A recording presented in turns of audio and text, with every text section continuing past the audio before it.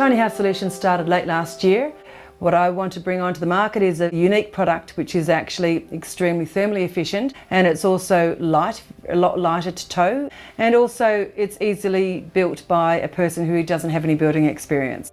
I provide a base kit, which is actually the trailer, the subfloor, the insulation, the thermally broken aluminium windows and doors, the wall panel systems, the roof panel systems, and all the connecting points as well.